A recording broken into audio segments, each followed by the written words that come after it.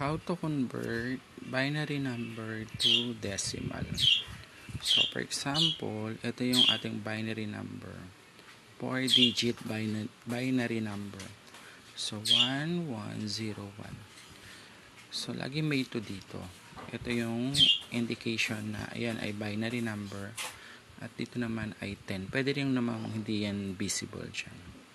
So, pag 10 decimal, ayun nga yung 029. So, kailangan natin may ganito. So, every digit ng binary number may katumbas na 1, 2, 4, 8, 16, 32, 64. So, multiply by itself lang.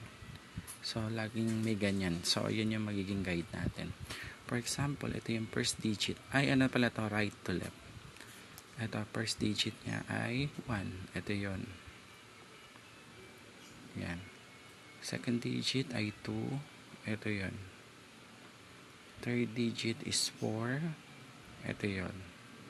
Tapos, fourth digit ay 8. So, ito yun.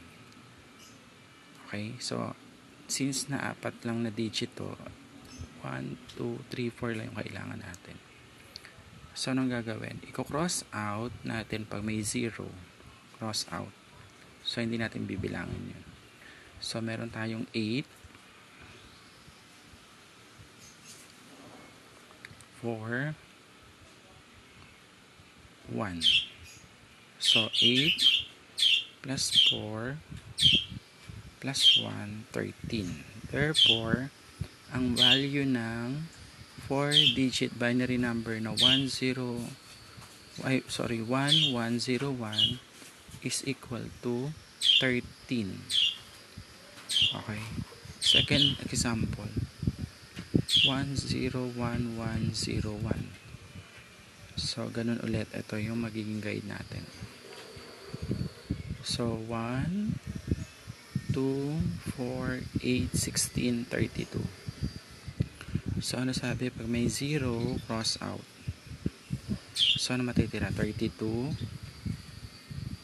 8, 4, and then 1.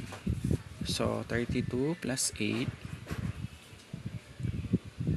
plus 4 plus 1. So, ilan yan? 32 plus 8, 40 plus 5, 45. So, therefore, ang 6-digit binary number 101101 ay 45 sa decimal.